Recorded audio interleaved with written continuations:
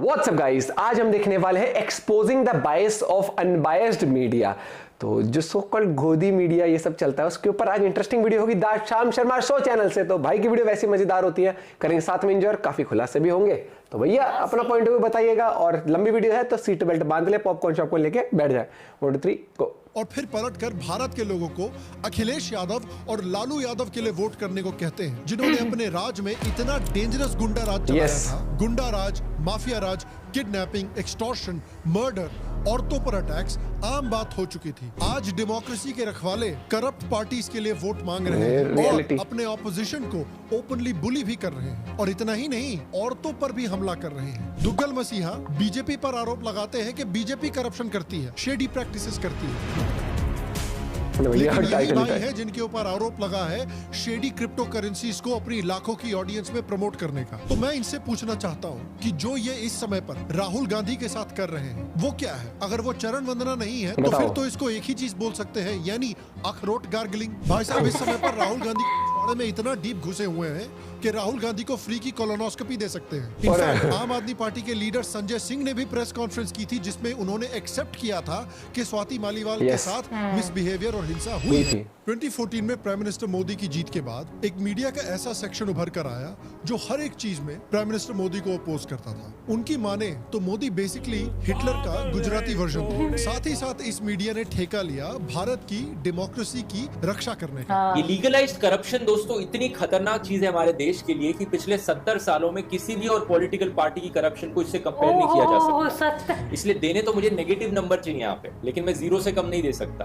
क्या ये दिखावे वाला विकास ही असली विकास है? वही इंडिया जहां हिंदू मुस्लिम भाई भाई का नारा अब हो गया है हम भी दंगाई तुम भी दंगाई। पिछले 5 सालों में दलितों की तो बहुत अच्छी तरीके से खातिरदारी की है। प्रधानमंत्री चैलेंजर हैं। एक इंटरव्यू में कहा है, लोगों ने कहा कि आप कुमार को इंटरव्यू दे दीजिए, फिर वे अक्षय कुमार को ले आए। चलिए ठीक है, आपको मोदी पसंद नहीं, आप क्रिटिसाइज करना चाहते हैं, कोई परेशानी नहीं। इशू तब आने लगा जब इस मीडिया से जो भी सहमत नहीं था वो उन्हें झूठा और गोदी मीडिया बोलने लगे। गोदी मीडिया, गोदी चैनलों, गोदी मीडिया, गोदी मीडिया, गोदी मीडिया, गोदी मीडिया, गोदी मीडिया। बेसिकली अगर आप मोदी के खिलाफ हैं तो आप ऑनेस्ट मीडिया हैं। अगर आप 100% मोदी के खिलाफ नहीं है तो आप गोदी मीडिया। और इस मीडिया ने काफी कोशिश भी की कि मोदी किसी तरह 2014 में जीत गया हो, लेकिन 2019 में नहीं जीतना चाहिए। लेकिन अफसोस हमारे डेमोक्रेसी के मसीहाओं के चाहने के बावजूद मोदी दोबारा जीत गए। भाई साहब क्या कर दिया है? Everywhere almost we are talking about a 330, so that's Exactly locked in. same. No, but this is good news for satirists. हाँ। इतना कंटेंट फ्री में One lucky BJP member will be. लेकिन इतना खुल के प्लान सबको मत बताना। बेचारे निखिल पगले जी निखिल वागले जी कहते हैं कि आज मैं माइनॉरिटी अपने मुसलमान भाई और बहनों के साथ खड़ा हूं जिनको डर लग रहा है। घबराइए मत, हम सेक्युलर इंडिया को साथ में प्रोटेक्ट करेंगे। इंडिया कभी भी हिंदू राष्ट्र नहीं बन सकता। डीप सी लायनेस कहती हैं कि सिर्फ केरला और तमिलनाडु ने ही मोदी के लिए वोट नहीं किया है, इसलिए सिर्फ केरला और तमिलनाडु ही अच्छे स्टेट्स हैं, बाकी को FU। वाह जी वाह। अब शायद आपने एक्सपेक्ट किया होगा कि अगर आप कभी बुरी तरह से फेल हुए हैं तो शायद थोड़ा इंट्रोस्पेक्शन करें और अपने पोजीशंस को शायद रीइवैल्यूएट करें। लेकिन इस मीडिया ने ऐसा नहीं किया, उल्टा उन्होंने डबल डाउन करना शुरू किया। अंदर एक डरपोक बैठा है जो बाहर सब कुछ कंट्रोल करना चाहता है। फूट डालो और राज करो। फिर भी कुछ लोग अपनी सैनिटी बनाए रखें और विरोध दर्ज करें तो पॉलिटिकल पॉलिसी, अथॉरिटेरियनिज्म, पावर का नशा, सत्ता की भूख, इनके सामने कोई ना बोल पाए। जब से राहुल गांधी ने डिबेट के लिए इनवाइट किया, टेंशन में आके मतलब हिल गए हो क्या? लेकिन क्या इस बार किसान ये बात समझ जाएगा कि उसे एक वोट बैंक की तरह इस्तेमाल किया जा रहा है? सरकार को घंटा फर्क नहीं पड़ता है उससे। प्रधानमंत्री नरेंद्र मोदी अभी तक झूठ बोल रहे थे और धीरे धीरे 2024 में जाकर फाइनली ये अनबायस्ड होने का जो मुखौटा यानी मास्क इस मीडिया के सेक्शन ने पहन रखा था, वो मास्क अब पूरी तरह से नीचे उतर चुका है और इनकी असलियत देश के सामने आ रही है। आज डेमोक्रेसी के रखवाले करप्ट पार्टीज के लिए वोट मांग रहे हैं और अपने ऑपोजिशन को ओपनली बुली भी कर रहे हैं। और इतना ही नहीं, औरतों पर भी हमला कर रहे हैं। दरअसल सांसद स्वाति मालीवाल ने दावा किया है कि कथित तौर पर आप नेताओं और उनके वॉलंटियर्स द्वारा चलाए गए चरित्र हनन अभियान के बाद उन्हें दुष्कर्म और जान से मारने की धमकियां मिल रही है। My family and I have faced more than 220 threats And we can't bear this anymore. It all started when I posted 2 fact-check videos on YouTube that exposed Dhruv Rathi's fake content. और ये जो Dhruv Rathee squad मैंने Facebook group बनाया दोस्तों, इसकी काफी हफ्तों से मैं प्लानिंग कर रहा था। इसका पर्पस है हेट स्पीच और फेक न्यूज को काउंटर करना। इन्होंने दूसरे प्रोमिनेंट यूट्यूबर्स को भी नहीं छोड़ा। डियर ध्रुव राठी, आपने हमें बहुत कुछ सिखाया है। इंटरनेट का पुलिस बनना आपने हमें सिखाया। अपने से छोटे क्रिएटर को बुली करना आपने हमें सिखाया। अवार्ड के लिए अप्लाई ही ना करना और फिर जैसे अवार्ड मिले उसे अनडिजर्विंग कह देना आपने हमें सिखाया। मुझे क्यों तोड़ा? तो आज की वीडियो में हम देखेंगे कि कैसे डेमोक्रेसी के रखवाले और डिक्टेटरशिप के खिलाफ लड़ने वाले आज भारत के सबसे बड़े बुलीज, इंटॉलरेंट और खुद ही एक तरह के डिक्टेटर बन चुके हैं। हेलो, श्याम शर्मा शो के इस एपिसोड में आपका बहुत बहुत स्वागत है। मैं हूं YouTube का साबू और सेकुलरिज्म का CEO श्याम शर्मा और आप सबको सेक्युलर। बात करते हैं 2024 के इलेक्शंस की। पिछले 10 साल की एक मीडिया के सेक्शन की फ्रस्ट्रेशन रही है मोदी को ना हरा पाने की, जो अब थोड़ी उबल कर बाहर आ रही है। अनबायस्ड होने का जो मास्क था वो भी अब उतर रहा है। सबको पता लग रहा है। मीडिया के सेक्शन की बात चल ही रही है तो इस मीडिया के सेक्शन के सबसे प्रोमिनेंट फिगर्स में से एक की बात करते हैं, यानी डेमोक्रेसी के मसीहा श्री श्री प्रॉफिट दुग्गल मसीहा मुर्ग मुसल्लम 1008। अरे भैया कुछ सुना आपने? एक तरफ तो मसीहा जी ऑपोजिशन को व्हाट्सएप यूनिवर्सिटी बताते हैं, दूसरी तरफ मसीहा जी ने खुद अपनी ही व्हाट्सएप यूनिवर्सिटी क्रिएट कर रखी है। किसी ने सही कहा है, eventually you become what you hate. इस यूनिवर्सिटी का मैं एक आपको स्टूडेंट दिखाता हूँ। ये ठीक है। दुग्गल मसीहा को भी ये बात पता थी कि राहुल गांधी की कांग्रेस पार्टी ने कितनी बुरी तरह से भारत देश की पब्लिक को लूटा है। करप्शन के मामले में तो दोस्तों आपको पता ही होगा कांग्रेस का क्या हाल था। इन 10 सालों में जितना करप्शन हुआ है उतना शायद किसी भी टाइम पे इंडिया की इंडिपेंडेंट हिस्ट्री में किसी और सरकार ने नहीं किया। 2G scam, 3G scam, Adarsh scam, Satyam scam, Colgate scam, CWG scam, solar scam, cash for vote scam, स्कैमों की गिनती नहीं खत्म होती है। तो जाहिर सी बात है इस एरिया में कांग्रेस सिर्फ एक 0 नंबर डिजर्व करती है। ये वही पैसा है जो इन गरीबों की मदद में जा सकता था, लेकिन आज इसी करप्ट पैसा खाओ पॉलिटिशियन की पार्टी को दुग्गल साहब ओपनली सपोर्ट कर रहे हैं, ओपनली राहुल गांधी के लिए वोट मांग रहे हैं। दूसरी पार्टी है कांग्रेस इंडिया अलायंस, जिनने अपने मैनिफेस्टो में स्वामीनाथन कमीशन आड़े MSP का वादा किया है, लीगल गारंटी के साथ सीधा आपके खाते में। तय भी ये चीज थार पे छोड़ दी है। अक नफरत ताई वोट करोगे, अक अपने परिवार के बढ़िया भविष्य ताई। आंखें खोल लो, अभी भी समय है, वोट डालने चले जाओ। पता नहीं अगले इलेक्शन तक आपके वोट की कोई कीमत बचेगी या नहीं बचेगी। तो समझिए आपके अनबायस्ड मीडिया एक ऐसी पार्टी के लिए वोट मांग रहा है जिन्होंने लाखों ही नहीं, करोड़ों ही नहीं, बल्कि लाखों करोड़ों रुपए का स्कैम किया है और इंडियन टैक्सपेयर से चुराया है, जिसका आज तक इनकी पार्टी के पॉलिटिशियंस को ठीक तरीके से पनिशमेंट नहीं मिला। ये भाई साहब श्री श्री प्रॉफिट दुग्गल मसीहा सल्लाहु मुर्ग मुसल्लम 1008 आज भारत में डिक्टेटरशिप को अटैक कर रहे हैं, लेकिन ऐसी पार्टी के लिए वोट मांग रहे हैं जिस पार्टी ने सबसे ज्यादा किताबें बैन की हैं, जिन्होंने सबसे ज्यादा बार कॉन्स्टिट्यूशन को बदला है, जिन्होंने भारत के ऊपर इमरजेंसी लगाई थी। लेकिन ऑनेस्टली अगर सोचा जाए तो ये दुग्गल मसीहा और कांग्रेस पार्टी की जोड़ी अच्छी है। एक तरफ एक चोर करप्ट पार्टी है जो गरीबों से पैसा लूटती है और फिर उन्हीं को उनका हक देने की बातें करती है। दूसरी तरफ एक डेमोक्रेसी के मसीहा साहब हैं जो खुद एक ऐसे देश में रहते हैं जहां ऑटोबान्स नाम के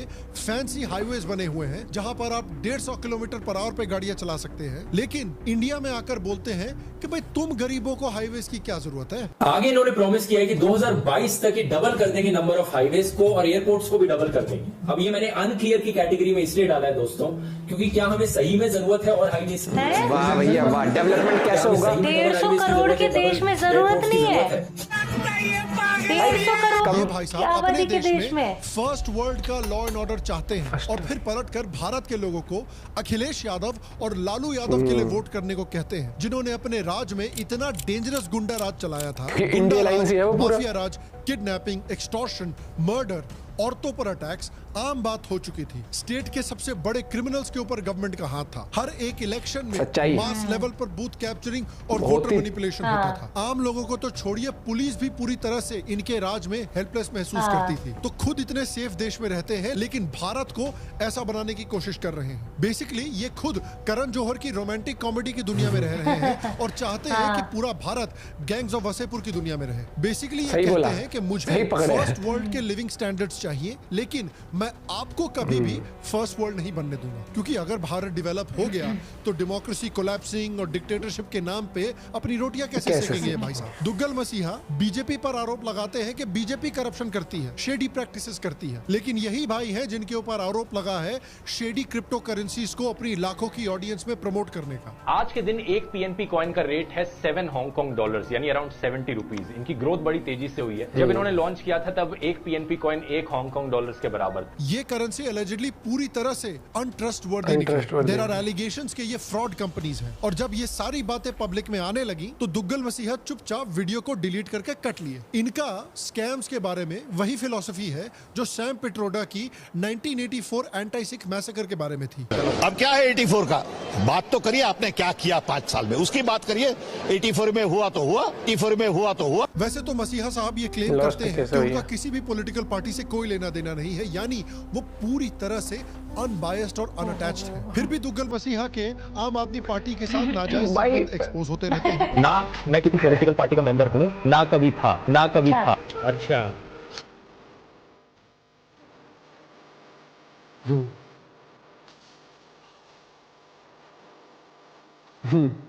और आजकल ये इतनी खुंदस में है कि अपने कंपेटिटर्स को गोदी मीडिया, गोदी यूट्यूबर बोलकर अटैक करते हैं। जो लोग इनके खास हैं उन्हें स्टेज पर बुलाओ, नरेंद्र मोदी उनके साथ हाथ मिलाएंगे। इसके लिए नेशनल क्रिएटर्स अवार्ड बनाए गए। ये दूसरों पर पॉलिटिशियंस की चरण वंदना और गोदी यूट्यूबर बनने का आरोप लगाते हैं। मैं आपको थैंक यू कहना चाहता हूँ, क्योंकि आपने इंटरनेट का पुलिस बनकर ये डिसाइड करना स्टार्ट कर दिया कि कौन से क्रिएटर ने किस टॉपिक पर वीडियो बनाना चाहिए और किस टॉपिक पर नहीं। और अगर किसी क्रिएटर ने उस टॉपिक पर वीडियो बनाया जिस पर आप नहीं चाहते कि वो वीडियो बनाए, तो वो गोदी यूट्यूबर। चरण वंदना कर रहा ना। तो मैं इनसे पूछना चाहता हूँ कि जो ये इस समय पर राहुल गांधी के साथ कर रहे हैं वो क्या है? अगर वो चरण वंदना नहीं है तो फिर तो इसको एक ही चीज बोल सकते हैं, यानी अखरोट गार्गलिंग। भाई साहब, इस समय पर राहुल गांधी के बारे में इतना डीप घुसे हुए हैं कि राहुल गांधी को फ्री की कोलोनोस्कोपी दे सकते हैं। लेकिन अनदर एग्जांपल ऑफ कैसे ये अनबायस्ड मीडिया का मुखौटा पूरी तरह से उतर रहा है कि आप देखिए कि उनका औरतों की तरफ कितना अग्रेसिव और कितना भद्दा बिहेवियर हो गया है। दुग्गल साहब को भारत में औरतों की कंडीशंस के बारे में वीडियोस बनाने का बहुत शौक है। ये फेमिनिज्म पर कई वीडियोस बना चुके हैं। ये इस बात पर वीडियोस बना चुके हैं कि भारत औरतों के लिए कितना अनसेफ देश है। पहली बार हम देख रहे हैं कि रेपिस्ट के सपोर्ट में रैली निकाली जाती है,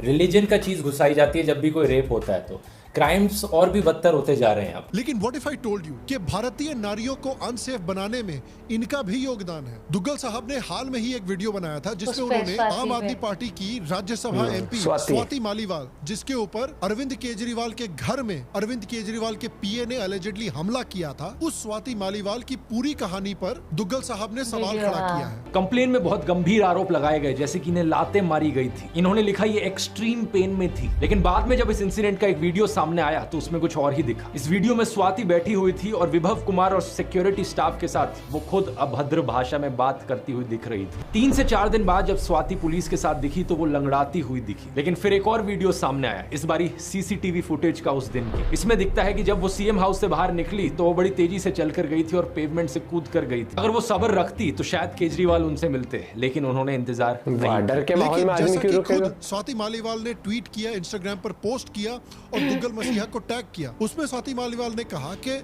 दुग्गल साहब ने अपने वीडियो में कुछ बहुत इंपॉर्टेंट चीजें लीव आउट कर दी हैं, जैसे कि आम आदमी पार्टी ने इनिशियली अरविंद केजरीवाल के पीए विभव कुमार की गलती एक्सेप्ट की थी, बाद में मुकर गए।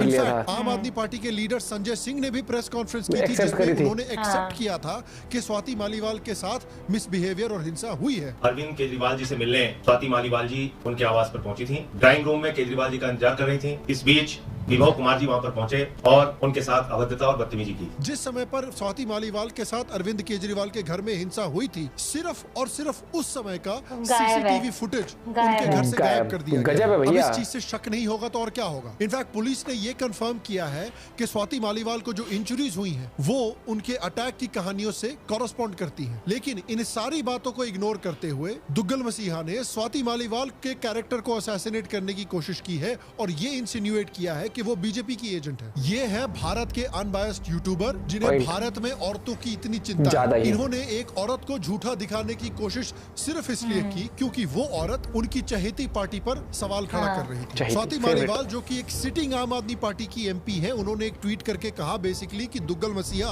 पूरी तरह से आम आदमी पार्टी के स्पोक्स पर्सन की तरह काम कर रहे हैं आज। वेल, अगर आप लिकर स्कैम पर मोदी के खिलाफ उनके वीडियोस को देखेंगे, अगर आप देखेंगे कि कैसे उनके वीडियोस के रिलीज होते ही आम आम आदमी पार्टी का इकोसिस्टम और उनके हाँ, लीडर्स तो इनके यार, वीडियोस को शेयर शेयर करने करने लगते हैं तो बात की थोड़ी सेंस भी बनने लगती है। आपको आपके चैनल पर कौन से वीडियोस अपलोड करने चाहिए और कौन से नहीं, ये मेरी एक्सपर्टीज नहीं है, ये आपका डिसीजन। और सबसे दिल तोड़ देने वाली बात तो तब आई जब स्वाति मालीवाल ने स्क्रीनशॉट शेयर किए कि कैसे प्रॉफिट दुग्गल मसीहा के जो फॉलोअर्स हैं वो उन्हें ऑनलाइन कितनी भद्दी तरीके से हरास कर रहे हैं। अब देखिए, मुझे तो लगता है कि जल्द ही दुग्गल मसीहा का एक नया वीडियो आने वाला है कि why it was important to beat and abuse Swati Maliwal to save Indian democracy. और आपको ये जानकर शायद शॉक लगे कि भारत के सबसे बड़े फेमिनिस्ट पर औरतों को झुठलाने का और इंटिमिडेट करने का आरोप पहली बार नहीं लगा है। ये कारनामे दुग्गल मसीहा पहले भी कर चुके हैं। My family and I have faced more than 220 threats, and we can't bear this anymore. It all started when I posted 2 fact-check videos on YouTube that exposed Dhruvrati's fake content. Today, in this video, for the first time, I will show viewers the threats that we have received. Yes, we are making this public. 220 से भी ज्यादा जान से मारने की धमकी मेरी पत्नी को, मुझको और आगे वाला फैक्ट चेक कर रहा है, दूसरा करे तब दिक्कत। उन मासूमों को। अब देखिए, दुग्गल मसीहा आकर बोलेंगे कि उनके फॉलोअर्स क्या कर रहे हैं, उसकी रिस्पॉन्सिबिलिटी इन पर तो नहीं बननी चाहिए बिल्कुल भी। And to an extent I agree, लेकिन आई एम श्योर कि दुग्गल साहब फिर पलट के खुद ही कहेंगे कि जो भी so called anti minority sentiment है आज भारत में, उसकी मेजॉरिटी रिस्पॉन्सिबिलिटी मोदी जी को लेनी चाहिए, क्योंकि उनके फॉलोअर्स उनसे ही इन्फ्लुएंस होकर तो ऐसा काम कर रहे हैं। अब कुछ हमारे देश में ब्रेन वॉश लोगों का एक सेक्शन है जिन्हें इन चीजों से फर्क नहीं पड़ता। उन्हें नहीं फर्क पड़ता कि उनके घर की महिलाओं को सुरक्षा मिल रही है, नहीं मिल रही, उनके बच्चों को शिक्षा मिल रही है, नहीं मिल रही, रोजगार है, नहीं है। उन्हें बस चाहिए कि मुसलमानों की ऐसी तैसी की जाए। मेरी मोदी भक्तों से अपील है, जब आप लोगों ने अपना एक नया भगवान चुन ही लिया है तो मोदी पंथ नाम से एक अलग रिलीजन भी बना लो ना अपना। तो अगर वो मोदी को ब्लेम करना चाहते हैं उनके फॉलोअर्स के बिलीफ्स और एक्शंस के लिए, तब दुग्गल मसीहा जिनके खुद का इतना बड़ा प्लेटफॉर्म तो क्यों नहीं? क्या उन्हें रिस्पॉन्सिबिलिटी नहीं लेनी चाहिए उनके फॉलोअर्स के डिस्गस्टिंग कमेंट्स के लिए? यही तो मौज है अनबायस्ड यूट्यूबर्स। बंदे से मुझे दूर दूर तक कोई ढंग के काम की उम्मीद ही नहीं है। वीडियो बनाते हैं कि भारत औरतों के लिए सेफ जगह नहीं है। ये तो वही बात हुई कि हमास वीडियो बनाकर बोल रहा है कि यार आजकल दुनिया में एंटी सेमिटिज्म बहुत है। या फिर आम आदमी पार्टी भारत के सबसे करप्ट पॉलिटिकल पार्टीज के साथ पार्टनरशिप करती है और उसके बाद बोलती है कि भाई हम तो झाड़ू लेके बिल्कुल साफ करने आए हैं। तो बुलिंग की अगर बात करें, इंटिमिडेशन की अगर बात चल ही रही है, तो ये भी देखते हैं कि दुग्गल मसीहा जो हैं, ये भारत में फ्रीडम ऑफ स्पीच कम होने के बारे में बहुत कंप्लेन करते हैं। ये आप लोग खुद ही जज कर सकते हैं कि लोग कितने निडर होकर बोल पाते हैं देश में। समझ रहे हो? इंडिया की डेमोक्रेसी रेटिंग कैसे डिक्लाइन कर रही है, इस पर लंबे लंबे वीडियोस बना चुके हैं। ये ट्विटर पर जाकर विक्टिम बन रहे थे जब इनका अकाउंट फेसबुक ने गलती से 2-3 दिन के लिए बैन कर दिया था। और देखिए, अगर स्वाति मालीवाल वाली स्टोरी पर आपने ध्यान दिया होगा तो आप गेस कर सकते हैं कि डेमोक्रेसी और फ्री स्पीच के बारे में कंप्लेन करने के बाद इन्होंने क्या किया। जी हाँ, हग दिया। और ये जो ध्रुव राठी स्क्वाड मैंने फेसबुक ग्रुप बनाया दोस्तों, इसका पर्पस है हेट स्पीच और फेक न्यूज को काउंटर करना, जो हमारे सोशल मीडिया में पिछले कुछ सालों से बहुत बढ़ गई। एक एग्जांपल है जी न्यूज फैन क्लब्स, जिसका पूरा का पूरा रिपोर्ट मार के यही तो है जबरदस्ती का। हेट स्पीच फैला रहा था और फेक न्यूज फैला रहा था। उसके बाद नेशन नमो, जिसकी पोस्ट हमने डिलीट करवाई। उसके बाद बार-बार मोदी सरकार, मोदी फॉरएवर। मुझे लगता है ये आप लोग खुद ही जज कर सकते हैं। फ्रीडम ऑफ एक्सप्रेशन हो गया है, निडर होकर बोल पाते हैं देश में। ठेका तो इन्होंने लिया हुआ है। देखिए यार, प्रॉफिट दुग्गल मसीहा साहब, रिबन काटिए, केक काटिए, कम से कम इस तरह देश का चूतिया तो मत काटिए। लेकिन जिनके आइडल, जिनके मेंटोर रवीश कुमार हो, उनसे क्या ही एक्सपेक्ट किया जा सकता है। ये इसी मीडिया एस्टैब्लिशमेंट के एक और सीनियर मेंबर हैं जो अनबायस के नाम पे अपनी खिचड़ी पका रहे हैं पिछले 10 सालों से। लेकिन पिछले 1-2 सालों में इनका मास्क भी उतर गया है। एक तरफ तो ये कहते हैं कि ये इम्पार्शियल और अनबायस लोग हैं, लेकिन इनकी वीडियोस देखिए, ऑपोजिशन लीडर्स के बारे में तो ऐसे वीडियो बना रखे हैं जैसे ये लोग अभी बॉर्डर पे जंग लड़के वापस आ रहे हैं। ये इतने अनबायस्ड हैं कि दिल्ली की जनता को ही गालियां दे रहे थे कि उन्होंने केजरीवाल के अरेस्ट को, जो लिकर स्कैम के एलिगेशन में जेल जा रहे थे, उसको अपोज क्यों नहीं किया। हूटर की आवाज किसी खतरे का ऐलान करती हुई जा रही है। खाली रास्ते बता रहे हैं कि जनता को होश नहीं आया है।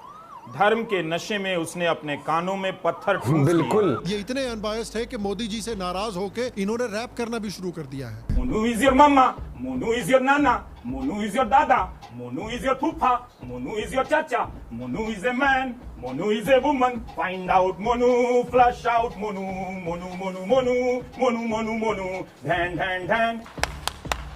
यही रवीश कुमार हैं जो हिंडन नदी में हिंडनबर्ग को खोजने के लिए भी निकल जाते हैं आजकल। तो हम हिंडन नदी के किनारे इन सीढ़ियों से उतरते हुए हिंडनबर्ग का दफ्तर खोज रहे हैं, एंडरसन, एंडरसन, हम एंडरसन को पुकार रहे हैं, एंडरसन नहीं आ रहा है। एंडरसन। इनको देखकर सही मायने में रन मूवी के पेटीकोट वाले याद होते हैं आजकल। ये वही रवीश कुमार है जो राम मंदिर ऑर्डर के पक्ष में राम मंदिर पर मोदी का भाषण सुनना चाहते थे। अब सवाल पूछा जाना चाहिए, पूछा जा सकता है कि प्रधानमंत्री अयोध्या कब जाएंगे, बाबरी मस्जिद ध्वंस और राम मंदिर के मसले पर कब बोलेंगे, मोदी कब राम मंदिर पर अपना भाषण देंगे। लेकिन वही राम मंदिर बनने के बाद जब पीएम मोदी ने भाषण दिया तो इनको बहुत मिर्ची लगने लगी। प्रधानमंत्री को ही हर मौके पर क्यों भाषण देना चाहिए? क्या ऐसे मौके पर किसी धर्मगुरु शंकराचार्य का भाषण नहीं हो सकता? क्योंकि देखिए अल्टीमेटली इनके अनबायस्ड होने की सच्चाई लेट ग्रेट रोहित सरदाना ने बहुत बेहतरीन तरीके से एक्सप्लेन की थी। रोहित भाई, आपके एग्जिट पोल से ईसीआई से काला स्क्रीन वाले पत्रकार बहुत गुस्से में। भाई साहब वैसा है, वो तो वैसे भी गुस्से में रहते हैं। समझ रहे हैं? आज वो कह रहे हैं कि कुछ मीडिया एंकर्स को मंत्री बना दिया जाना चाहिए, मीडिया मालिकों को मंत्री बना दिया जाना चाहिए। क्यों? उस दिन तो मीडिया एंकर्स मंत्री नहीं बने थे जिस दिन अपने न्यूज रूम में बैठ के वो मंत्रिमंडल डिसाइड करते थे। हेलो गुलाम, और बताते थे उनको कि फलाने को मंत्री बना दो, फलाने को मत बताना। फलाने को मंत्री बनाने के लिए मेरे से फलाने ने कहा है, उस फलाने को मंत्री मत बनाना क्योंकि उसके लिए मेरे से उस फलाने ने कहा है। तब ना मंत्री बनाए उनसे, न्यूज रूम से बनाए गए उनसे, जब मंत्रिमंडल उनके दफ्तर में बैठ के बनाए जा रहे थे, डिसाइड हो रहे थे। इसी तरह के व्हाट्सएप यूनिवर्सिटी के एक और प्रोफेसर हैं अजीत अंजुम, जो हर चीज में प्रूफ ही मांगते रहते हैं आर्मी से। ये कब सर्जिकल स्ट्राइक हुई, क्या हुई, विस्तृत कोई जानकारी और भी जगह नहीं है तो उसकी वजह कोई बता सकता है क्या? क्या ये एक्सक्लूसिव दैनिक जागरण की खबर है? फिर लगा ना। दौर ऐसा है कि अगर ये हमने लिख दिया तो तुरंत सारे पीछे पड़ जाएंगे। आईटी सेल के छर्रे और बीजेपी समर्थक, जो भी होगा तेरी जिम्मेदारी है, हम तो प्रूफ के लिए ले जा रहे हैं। कोई ऐसा इंसान मिल जाए जो मोदी से नफरत नहीं करता तो देखिए कितना चिढ़ जाते हैं। आप लोग किस बिरादरी के हो? हम हिंदू हैं।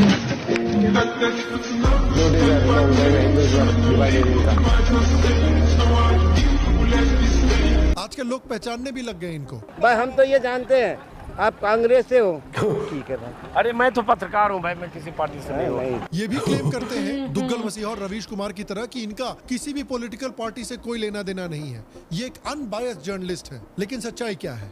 मैं किसी पार्टी के इकोसिस्टम का हिस्सा नहीं हूँ स्मृति ईरानी जी, और न मैं किसी पार्टी के इकोसिस्टम का हिस्सा रहना चाहता हूँ। स्वभाव तो मैं ऐसा ही हूँ। मुझे न तो कांग्रेस ने भेजा है, न किसी पार्टी के भेजने से मैं कहीं जाता हूँ, न मेरा किसी पार्टी से कोई रिश्ता है। ये फोटो तो एडिट करके लगा दी थी। की बात करते हैं जिसका नाम है न्यूज लॉन्ड्री, जिनके बेसिकली सारे वीडियोस बीजेपी को और उनकी सो कॉल्ड गोदी मीडिया को अटैक करने में जाते हैं। और ये इतने महान अनबायस्ड इंटेलेक्चुअल्स हैं कि कहते हैं कि भारत का चांद पे जाने का कोई फायदा ही नहीं है। जितना मैंने सुना और पढ़ा और देखा है, चांद पे पहुंचने का कुछ अब फायदा है नहीं। इसीलिए अमेरिका ने भी पिछले आई थिंक 48 ईयर्स से कोई यूएन मिशन नहीं भेजा। Apollo 13 was the last one, आखिरी अपोलो 13 के, उसके बाद तो कोई नहीं। पता नहीं क्यों अमेरिका जैसे फालतू देश 2022 से लेके 2025 तक चांद पर दोबारा जाने के लिए ऑलमोस्ट $100 बिलियन का फंड इनसे पूछ लेते हैं, जरूरत है नहीं है। चीजों का ये इतने बड़े अनबायस्ड इंटेलेक्चुअल्स हैं कि कहते हैं कि भाई दशहरा में रावण को जो जलाया जाता है उससे Hindu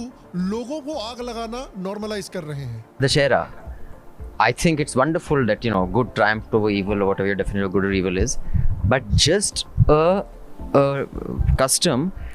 You're not, see, I like Lodi because it is just a bonfire. Here the figure is a humanoid, it's a human being, and you're going and setting him on fire, and you're seeing that normalized from a very young age. इनका मानना है कि communism की ideology जो है जिससे 100 million से ज्यादा लोग दुनिया में मर चुके हैं, वो लोगों को ओपन माइंडेड बनाती है। प्रदेश जी ने कुछ वामपंथी समाजवादी विचारों से प्रेरित देशों की सफलता का जिक्र किया। हमारे देश में भी वामपंथी विचार जहां प्रबल है, वो केरल एक मॉडल स्टेट बनकर उभरा। आज भी उसे best place to live in India, most advance society in India जैसी उपाधियों से नवाजा जाता है। दुर्भाग्य है कि आज के युवा इस विचारधारा से उतने परिचित नहीं है। ये बात बिल्कुल सही कि जब आपका वर्ल्ड व्यू बढ़ता है तो आपकी एक्सेप्टेंस जो होती है बहुत सारे विचारों की बढ़ जाती है। भैया ये सब देख के वो 100 मिलियन लोग सोच रहे होंगे, हाँ ये कर लो पहले। ये ऑर्गेनाइजेशन भी इतनी अनबायस्ड है कि क्लेम करती है कि इनको किसी अडानी जैसे उद्योगपति फंड नहीं करते, इनको तो इनकी ऑडियंस फंड करती है। लेकिन हमारी डेमोक्रेसी के जो अनबायस्ड ठेकेदार हैं वो इसका फैक्ट चेक नहीं करना चाहते, क्योंकि सच्चाई ये है कि दुनिया के सबसे बड़े उद्योगपतियों में से एक पियर ओमिदियार जो ईबे के फाउंडर हैं, वो न्यूज लॉन्ड्री को अलेजेडली फंड करते हैं। पियर ओमिदियार को जॉर्ज सोरोस जूनियर माना जाता है, जो दूसरे देशों में लेफ्ट विंग ऑर्गेनाइजेशंस को और कॉजेस को फंडिंग देते हैं उन देशों में लेफ्ट विंग डोमिनेशन क्रिएट करने के लिए। उम्मीदवार ने अलेजेडली इक्वालिटी लैब्स नाम के एक ऑर्गेनाइजेशन को भी फंडिंग दी है। अकॉर्डिंग टू डिसइंफॉर्मेशन लैब, इस ऑर्गेनाइजेशन के अलेजेडली पाकिस्तानी ISI और भजन सिंह भिंदर जैसे खालिस्तानियों के साथ भी कनेक्शंस हैं, जो आप इस चार्ट में देख सकते हैं। इस ऑर्गेनाइजेशन ने यूएस में फेक रिपोर्ट पब्लिश की है कास्ट डिस्क्रिमिनेशन के नाम पर। इस ऑर्गेनाइजेशन ने होली को एक कास्टिएस्ट फेस्टिवल बताकर लोगों को होली बॉयकॉट करने को कहा है। एंड वर्स्ट, इन्होंने कैलिफोर्निया की गवर्नमेंट के साथ मिलकर SB 403 नाम का एक कानून पास करने की कोशिश की थी, जो स्पेसिफिकली हिंदूज को टारगेट करता है और उन पर अमेरिकन गवर्नमेंट की सर्वेलेंस और डिस्क्रिमिनेशन को बढ़ाने की कोशिश करता है। इस तरह के लोग न्यूज लॉन्ड्री को फंड कर रहे हैं, और जो लोग so called BJP IT cell को एक्सपोज करके लंबे लंबे वीडियोस बनाते हैं, जो अडानी को एक्सपोज करने का इतना शौक रखते हैं, उन्होंने क्या एक बार भी इस तरह की फंडिंग पर सवाल उठाया कि पियर ओमिदियार जैसा अरबपति क्यों भारत में इतनी फंडिंग और इंटरफेरेंस करने की कोशिश कर रहा है? क्या हो गया भाई, तुम्हारा उद्योगपति टॉमी, हमारा उद्योगपति कुत्ता। और ये कहानी मैं आपको इसलिए बताना चाहता था क्योंकि ये है आज की रियलिटी 2024 में सो कॉल्ड अनबायस्ड मीडिया। पिछले 2 इलेक्शन में ये इस बात से खुंदस में है कि अनबायस्ड होने का ढोंग करने के बावजूद लोगों ने इनकी बात नहीं मानी, और जहां ये चाहते थे उधर वोट नहीं किया। कुछ लोग ऐसे हैं जो 2019 से कुछ लेसन सीखे हैं, और 2019 की जो लाइव स्ट्रीम में जिस तरह से बेइज्जत हुए थे, उस तरह से दोबारा बेइज्जत नहीं होना चाहते हैं। Will there be an independent media collective live stream on the 4th of June? So I don't know about the live, Animesh. I will definitely be on the standby and I will definitely make an episode.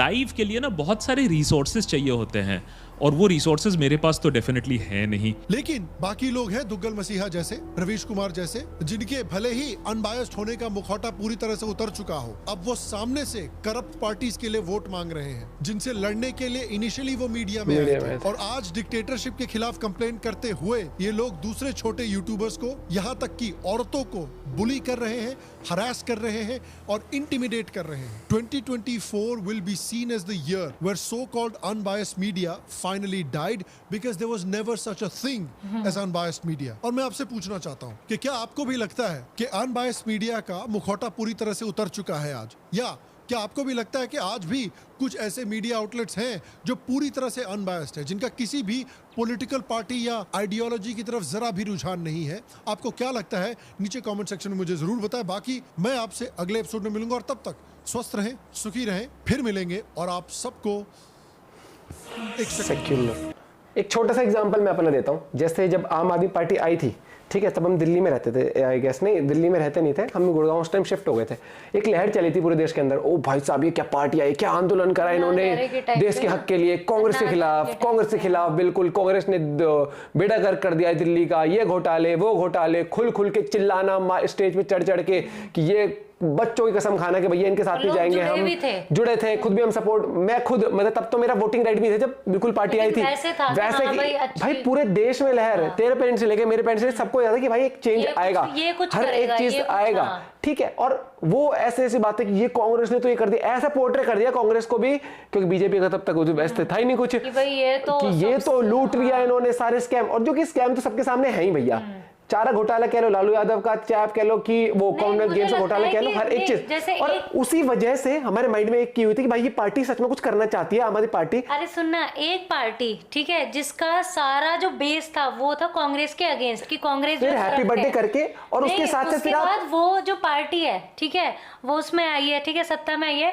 फिर वो जिसको oppose करके लड़ी है उसी के साथ आओ भाई भाईचारा करके सब एक कर दिया उसने, वो कर दिया। और उसके साथ साथ फिर आप फिर देखते हो कि वो अखिलेश की पार्टी भी आ गई है, साथ में ममता बनर्जी की भी आ गई है, उधर से लालू यादव की पार्टी भी आ गई है। तो ऐसा लगता है कि जैसे तैसे बस बननी है सरकार। तो गठबंधन हमने सुना था तब होता था ज्यादातर, मतलब होता है भैया गठबंधन इलेक्शन से पहले भी होता है, लेकिन ये तो ऐसा लग रहा है कि बस बन जाए हम कैसे भी करके, कैसे। और वो उसके बाद फिर ये चीज लगती है कि जिन करप्शन को तुमने इतना बड़े लेवल पर दिखाया, आज उनका जिक्र नहीं होता है। जिस चीजों को तुमने इतना पोर्ट्रे कर करके तुम लाइमलाइट में आए थे, आज उन लाइमलाइट में आए थे जिस चीज को लेकर, आज उस लाइमलाइट को ही हटा दिया है, वो फेस वैल्यू हटा दी तुमने, और उनके तुम हैप्पी बर्थडे करके चल रहे हो आज, ठीक है। और फिर जब लोग ऐसे कहते हैं कि जनता इनके लिए क्यों नहीं आई है, जैसे वो वीडियो में कह रहे जनता क्यों नहीं आई, आक्रोश क्यों नहीं दिखाया, मैं बताता हूं क्यों नहीं दिखाया है। एक जनता ही है जो वोट देती है, एक जनता ही है जो फैन बनती है। एग्जांपल, आज अगर हम मोदी के काम की तारीफ करते हैं ना, तो हमने काम देखा है, हमने अपने एक्सपीरियंस से देखा, हमने आम आदमी पार्टी की ग्रोथ भी देखी है,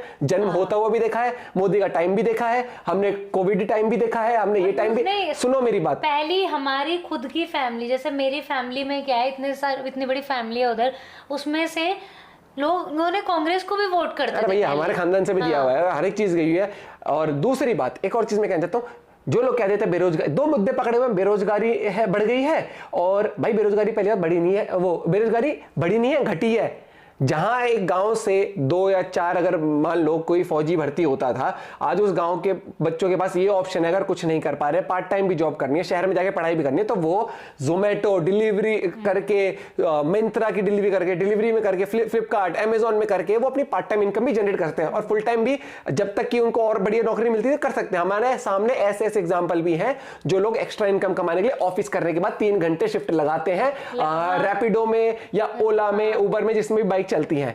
तो नियत होती है, जज्बा होता है, रोजगार जेब में नहीं आता है, रोजगार ढूंढना पड़ता है। और जो लोग कह रहे हैं सरकार ने बेरोजगारी कर दी, सरकारी नौकरी कोई भी सरकार नहीं दे सकती, प्राइवेट सेक्टर देता है। इतनी समझदारी से अगर कोई अनबायस्ड होकर मीडिया बताएगा तो। और अब कमेंटों में आता है गोदी मीडिया हो तुम भी अंधभक्त नहीं होता। एजुकेशन सबसे बड़ा बताता हूं एक चीज हमेशा याद रखना, जितनी ज्यादा एजुकेशन कोई हासिल कर लेता है ना, उतना ही आपका ब्रेन वॉश भी कर सकता है, माइंड इजीली कर सकता है। ये चीज समझना, जिसको कुछ पता ही नहीं है, उसको फैक्ट्स को तोड़ना, अरे जो बिल्कुल ही अनपढ़ होगा उसको तो पता ही नहीं होगा क्या बात करनी है। जितना ज्यादा आप जागरूक होते जाते हो ना, उतना ही आप कीवर्ड निकाल के लाते हो, ऐसे वर्ड्स निकालेंगे कि बंदा भी सोचे भाई ये तो ज्यादा पढ़ा लिखा है, इसी की बात है।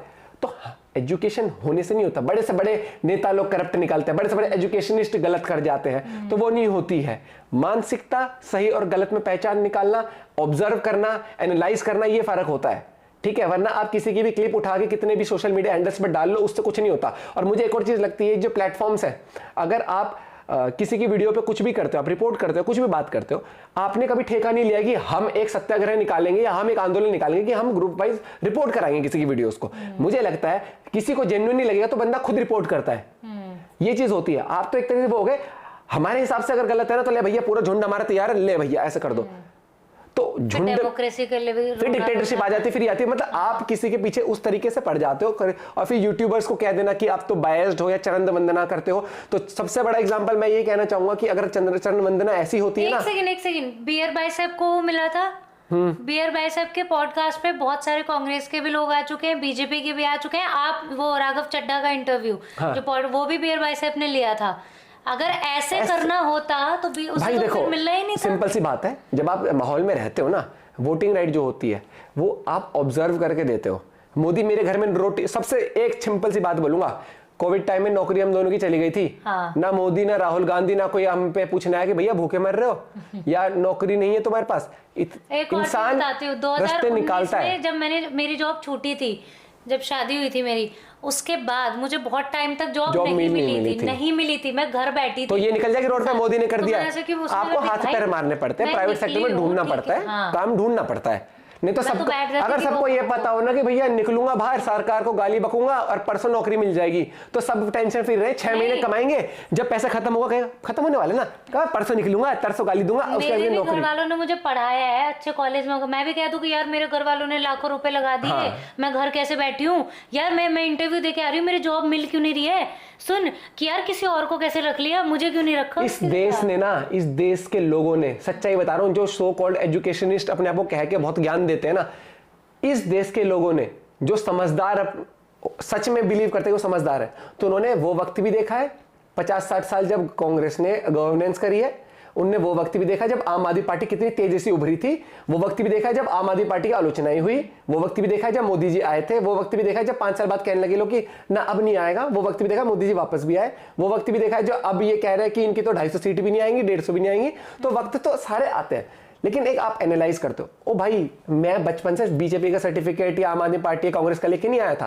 आप आज वोट दे रहे हो, अगर कल को अगर मोदी जी का कोई करप्शन सामने आता है, मोदी जी गलत करते हैं कुछ, अच्छा लगा तो नहीं लगा तो उसके ऊपर भी बोलेंगे, समझ गए, हमें कोई पैसा देने नहीं आ रहा है। तो वही चीज होती है जब आप काम करते हो। आपका एक बार बताओ, हमारे चैनल पर ना आपको इंडिया की भी वीडियोस मिल जाएंगी, बांग्लादेश की मिल जाएंगी, इंडिया में हम जो मुस्लिम क्रिएटर्स हैं उनकी वीडियो भी डालते हैं, हम हिंदू क्रिएटर्स की भी डालते हैं। हम कम्युनिटी वाइज बायस नहीं होते हैं, हमारे जो वीडियोस में कमेंट अच्छी आती है वो मुस्लिम कम्युनिटी के लोग भी कर देते हैं, हिंदू कम्युनिटी के भी कर देते हैं। अच्छी दोस्त कौन है? मुस्लिम है वो, सबको पता है, व्लॉग में देखो जो मेरी सबसे अच्छी दोस्त है। हमने तो बचपन से ये सीखा है, बचपन से ये सीखा है भैया कि अच्छे इंसान बनो, और अगर आपको सही और गलत में फर्क बताओ। आगे वाला अब आपको अंधभक्त कह रहा है, गोदी मीडिया कह रहा है, कुछ नहीं। अगर आप आते हो कि ओ माय गॉड आपने इस पे वीडियो बनाई, हमने आपको सब्सक्राइब कर लिया, अगली वीडियो अगर आपके फेवर में नहीं है, हमारा काम रिएक्शन है, हम वीडियोस लेके आते हैं, अच्छा बुरा लाइक करना ना करें वो आपकी बात है, लेकिन एक ही वीडियो से सब्सक्राइब और एक वीडियो से अनसब्सक्राइब, तो ये इस तरीके से फिर आप ये कहता हूँ ये आप कर सकते हो, तो लेकिन आप इलेक्शन में ऐसे मैनिपुलेट मत हो ना, फिर तो चीजें समझ कि कल मैंने एक को वोट दी थी, उसने बोला था कल 24 घंटे बिजली आएगी, अगले दिन बिजली चली गई। कैंसिल तो कर नहीं सकते वोट।